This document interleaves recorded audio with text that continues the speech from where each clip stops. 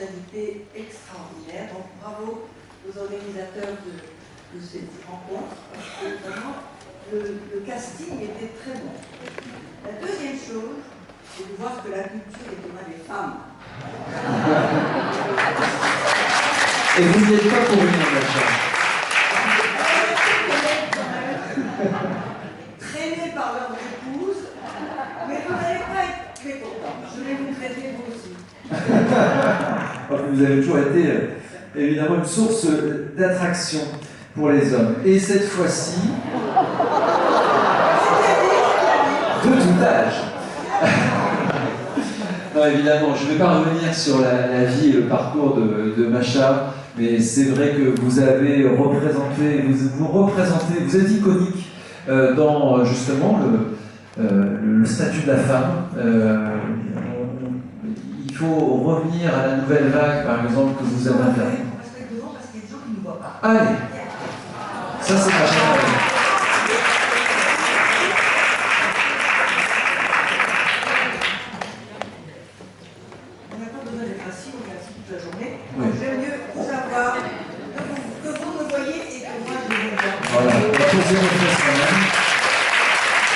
Alors, Macha Merrill, on l'appelle Macha Merrill, on la connaît comme étant Macha Merrill, mais tout de suite, je vais revenir à l'état civil. Maria Magdalena Vladimirovna Gagarine. C'est pas bien. Maria Magdalena Vladimirovna Gagarine. C'est un peu mieux.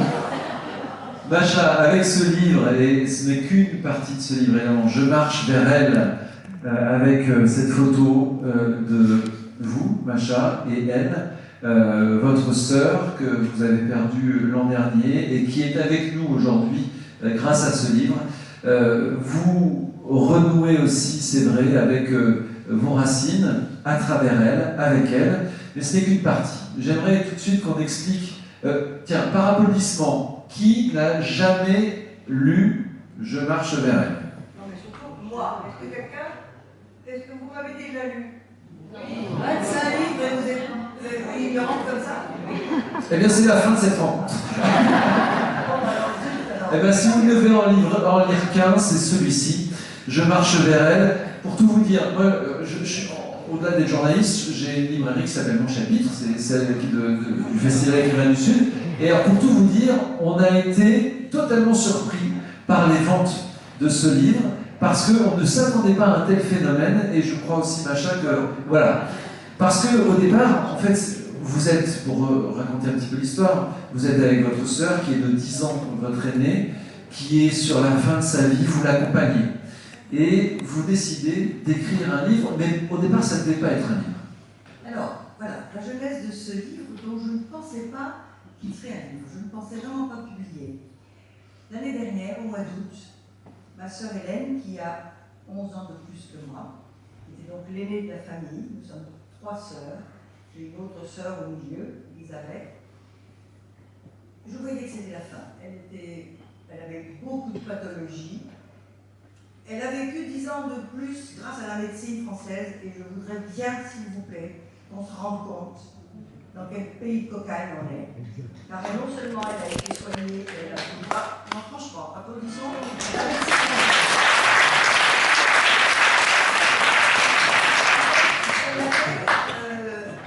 Elle avait des problèmes de circulation, elle avait des problèmes, elle avait eu un petit cancer de la vessie, elle a soigné de toutes sortes. Mais on ne parlait jamais de l'échéance. Bien sûr qu'on sait tous qu'on va mourir, mais c'est un peu inacceptable. Je crois qu'on ne... C'est une chose... On est indigné face à la mort, on ne peut pas accepter cette idée. Et elle, en plus, avait ce panache des femmes, d'abord, et des femmes russes encore plus, c'est-à-dire de ne pas montrer ses souffrances, de ne pas montrer ses handicaps. Donc elle était, grâce au ciel aussi, chez elle.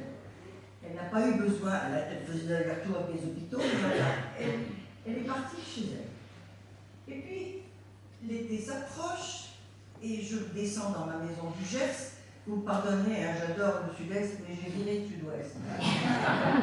Et j'ai eu des maisons par ici, dans le Luberon, à Ramatuelle. Et maintenant, je suis une amoureuse du Sud-Ouest. Elle aimait beaucoup aussi cette maison. Et alors, j'essayais de faire en sorte qu'elle vienne. Elle venait chaque année. C'était de plus en plus compliqué. Il fallait lui trouver les infirmières sur place, tout ça, mais quand même. Et cette année-là, elle me dit, tu sais, les médecins, ils ne sont pas d'accord, c'est trop loin. Déjà, ça m'a alertée. C'était la première année où elle ne pouvait pas venir avec moi en vacances. Et puis, quand je lui ai dit, bon, moi je pars, elle me dit, ah bon, alors je ne te verrai qu'en septembre. Alors j'ai compris. J'ai compris qu'elle savait que c'était la fin, même si, comme je vous dis, elle portait beau, elle était dans son salon, elle se coiffait, elle s'habillait, elle n'a pas eu une attitude de mourante, de malade. En fait, elle était très malade. Donc je suis remontée. J'ai décidé de ne pas rester, je ne pouvais pas rester en vacances, donc j'ai passé une grande partie du mois d'août auprès d'elle. J'allais la voir tous les jours. Elle était encore gourmande, donc je lui faisais des repas.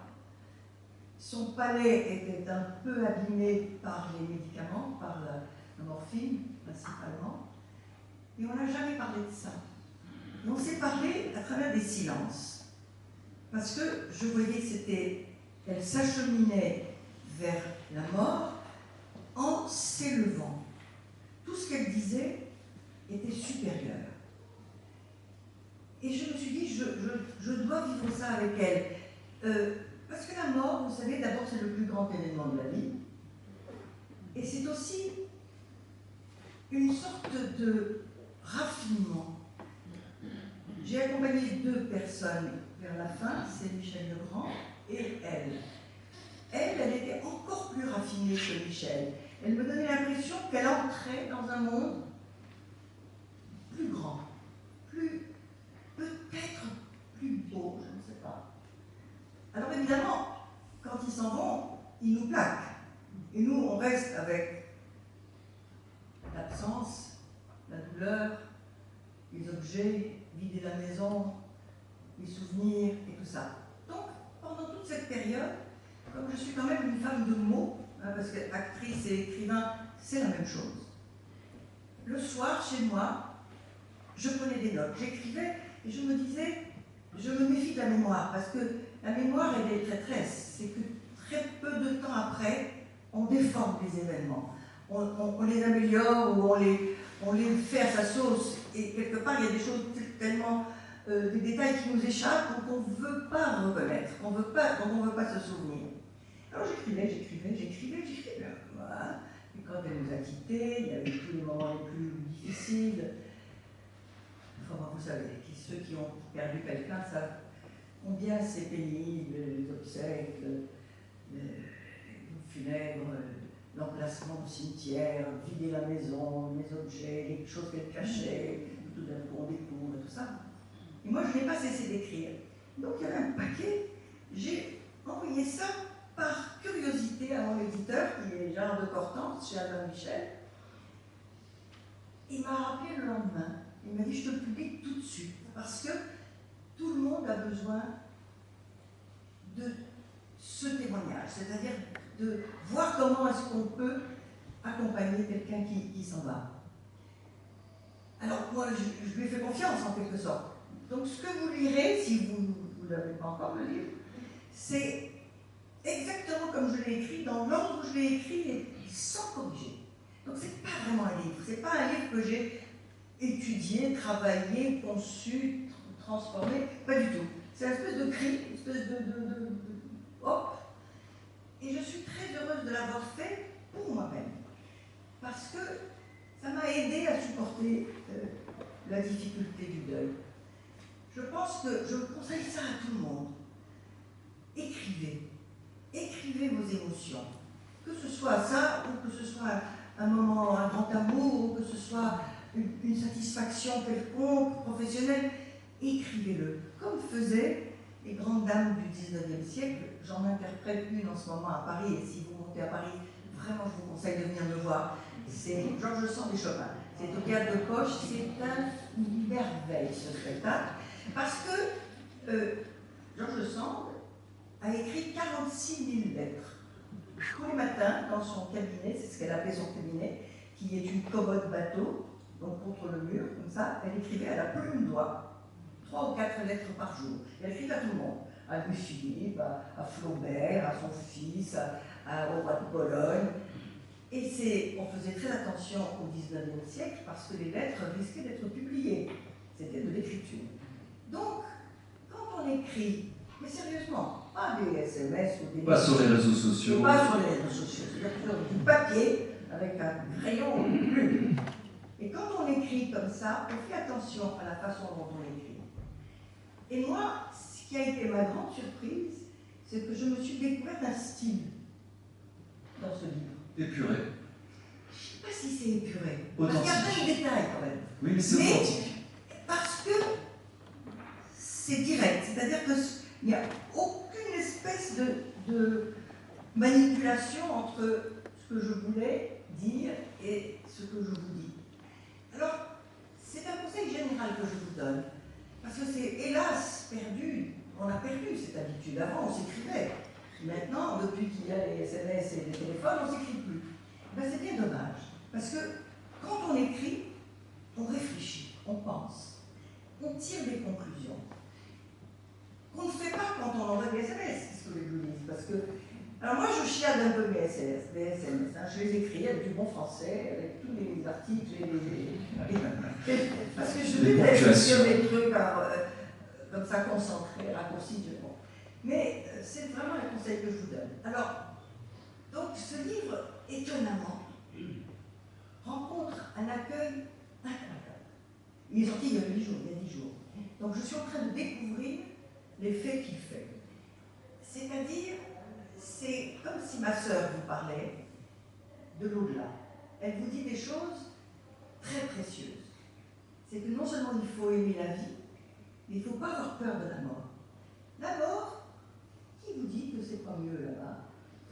Qui vous dit que c'est pas un univers... Michel Legrand vous disait que c'était mieux là-bas. là-bas. Michel, c'était mieux que ça, parce que Michel était spiritiste. Alors Michel Legrand, il faisait tourner des tables, il parlait avec son père, mort, tout ça. Alors moi, comme je suis une vieille marxiste, il me disait, écoute, tu me crois quand même. Tu m'aimes? Oui, je t'aime. Alors tu me crois? Je dis, d'accord, je te crois. Moi, je ne dis pas. Moi, je lui dis, d'accord. Si tu penses que c'est comme ça. Et dans ces derniers moments, il souhaitait que je sois tout le temps à côté de lui, même quand c'était dans le silence. Ma sœur n'a pas vécu l'agonie tout à fait parce qu'elle est partie d'un arrêt cardiaque. Ça, c'est magnifique. Hein, c'est une chance et pour elle et pour nous. Parce que je ne l'ai pas vue vraiment s'éteindre. Je l'ai vue, on a parlé avec elle jusqu'au dernier moment. Alors, ce que je conclus, c'est qu'on peut réussir sa mort. C'est-à-dire en ne s'étalant pas. Je ne sais pas comment vous dire. J'ai essayé de trouver une explication à ça dans nos origines, justement. Moi, je suis une fille d'aristocrate, fauchée, mais aristocrate quand même. L'aristocratie, c'est pas la bourgeoisie, hein, c'est autre chose. C'est justement une allure, c'est une façon de prendre l'existence avec de haut, c'est-à-dire de ne pas démériter les moments de la vie qu'on traverse. Et donc, elle m'a enseigné ça. C'est qu'on peut vivre jusqu'au bout avec une certaine grandeur, une certaine dignité. C'est un peu prétentieux ce que je vous dis, mais il faut être prétentieux. Il faut admirer sa propre vie. Il faut croire en sa propre vie. Ne soyez pas modeste. Demandez le ciel et espérez le meilleur. Et surtout, alors parce que mon deuxième chapitre, mon deuxième argument, c'est la vieillesse. Moi, je suis une fervente de la vieillesse parce que je pense que c'est un grand moment, la vieillesse. C'est une apothéose. C'est le moment où on réunit tout ce qu'on sait faire et qu'on le fait au mieux. Donc, quand arrive cette horrible chose qu'on appelle la retraite, il faut absolument rayer du vocabulaire. Vous savez ce que c'est? Moi, je sais pas, non. Mais il faut, à ce moment-là, entreprendre des choses plus grandes que vous. Tous les rêves d'enfance, de jeunesse, etc., c'est le moment. Et surtout, il faut, j'allais dire, s'appliquer, c'est-à-dire qu'il faut mettre toutes ses forces là-dedans, même si on n'aboutit pas, même si on ne réussit pas. Donc si vous avez envie d'écrire des livres, écrivez-les. Si vous avez envie de faire des films, faites-les. Si vous avez envie... Quand j'ai créé mon association des 50e jubilants, il y a longtemps, j'ai mis du doigt sur un truc très important, j'ai reçu 6000 lettres. Beaucoup de femmes, évidemment, la plupart, et qui me disaient « Ah ben écoutez, moi, mon mari m'a plaqué, donc je vais devenir coiffeuse, parce que c'est mon rêve. » Ou il y en avait qui m'envoyaient des photos d'elles en milieu de bain sur le bord de la piscine pour montrer combien elles étaient encore belles. Ils disaient « Je vais avoir un amant. » Ah oui, vas-y, vas-y. Donc, la vieillesse est un moment dont il faut jouir. Il faut savourer la vieillesse. La vieillesse, c'est d'ailleurs, la société est mal foutue, parce que c'est le moment où on vous met au rencard, alors qu'on est le moment où on est le plus compétent. Et ce livre, je vous assure, c'est mon meilleur livre. Alors, il n'y a pas de doute, parce que je suis vieille. J'ai 85 ans. Combien vous avez 85. Voilà, ça va. Est-ce qu'il y a quelqu'un d'autre de 85 ans ici? Est-ce qu'il y a des 85? Oh, il y en a pas tellement, hein. Je suis votre jeu. Elle n'ose pas. Osez. Alors, non mais c'est vrai, vous nous donnez beaucoup de conseils, vous dites écrivez, vivez, etc. Et il y a un autre conseil moi, que je retiens de ce livre, c'est accompagnez-les. En fait, c'était quelle belle idée de revenir de vacances pour l'accompagner. En fait, ce temps-là, il était irrattrapable. Ça s'est imposé. Alors voilà, quand il y a des grands événements comme ça, quand on sent qu'un proche est au bout, il faut rester à côté. Il faut pas louper ça. Parce que ce sont des grands moments pour vous. Moi, je suis devenue une meilleure personne depuis que ma soeur m'a quittée. Parce que j'ai l'impression que nous avons vécu ensemble cette chose-là. J'avais vécu avec Michel Legrand aussi. Mais Michel, c'était différent. Il m'a demandé la permission de partir. Parce qu'il souffrait beaucoup, il avait eu des séquelles d'une pneumonie, il était vraiment en mauvaise santé. Et surtout, il m'a laissé un cahier des charges.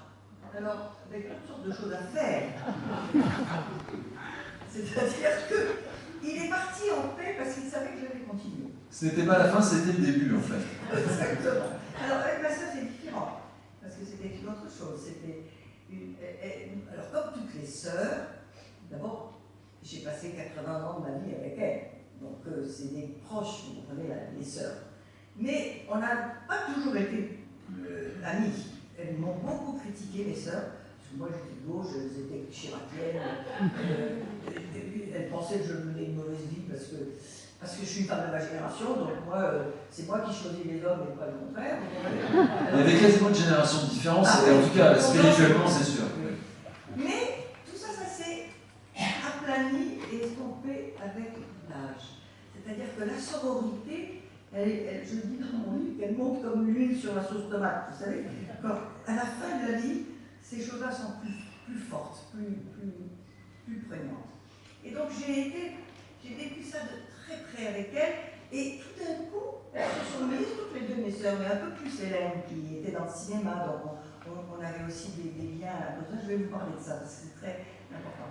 Et on a fait la paix, tout à fait. Elle a cessé de me critiquer, et même elle a commencé à m'admirer. Donc c'était pas mal. On va oser dire qu'elle vous admirait, parce que vous avez retrouvé évidemment aussi des articles qui vous concernaient chez elle. Enfin, vous avez découvert finalement un regard voilà, que vous ne connaissiez pas. Et puis j'étais devenue l'attraction de la famille quand même, parce que évidemment, moi j'ai quand même eu une vie un peu avec le cinéma, avec la politique, etc. J'étais un petit peu le maillon. Sur le devant de la scène en tout cas, comparé à elle qui était monteuse. Alors, elle faisait un métier très important que les gens ne connaissent pas. Elle était monteuse de films. C'est elle qui a monté de très grandes séries que vous avez certainement vues, Vidocq, Belle et Sébastien, Les Dames de Montsoreau, donc, qu'est-ce que c'est qu'une monteuse? Quand on tourne un film, alors imaginez qu'on tourne ce qui se passe ici, par exemple. Alors, on fait un gros plan de Jean-Philippe, un gros plan de moi, un plan de la salle, un plan de quelques-uns des visages les plus intéressants, un plan de la salle, un plan d'ex vu de haut, etc. Après, tous ces petits morceaux, il faut les mettre ensemble d'une façon harmonieuse et simple, pour qu'on ne se perde pas. Et pour servir le réalisateur. Et le réalisateur qui a tourné tous ces tronçons, quelquefois il est paumé, il est perdu parce qu'il aime tous les plans qu'il a fait et il ne se rend pas compte de la valeur de chacun. Et ça, c'est un monteur ou une monteuse, très souvent des femmes, qui sont capables d'avoir psychologiquement l'autorité de leur expliquer ce qu'ils ont fait, de leur expliquer quel est leur film, et de mettre tout ça ensemble, et que ce ne soit pas ennuyeux, que ce ne soit pas trop long. Et puis en plus là-dessus, il faut ajouter des bruitages, il faut ajouter le son, les paroles, il faut mettre de la musique. Tout ça, c'est un art extrêmement complet. Et elle était très musicienne, elle aimait beaucoup la musique, elle n'a joué d'aucun instrument, mais elle était très mélomane. Et je pense que ça l'a beaucoup aidée justement, parce que la composition musicale, Michel Legrand me disait toujours ça, que c'est les deux arts qui sont les plus proches, le cinéma et la musique, parce que ce sont des durées, et des durées et des émotions. Et donc, cet art qui est dans l'ombre, parce que naturellement, elle n'était pas célèbre.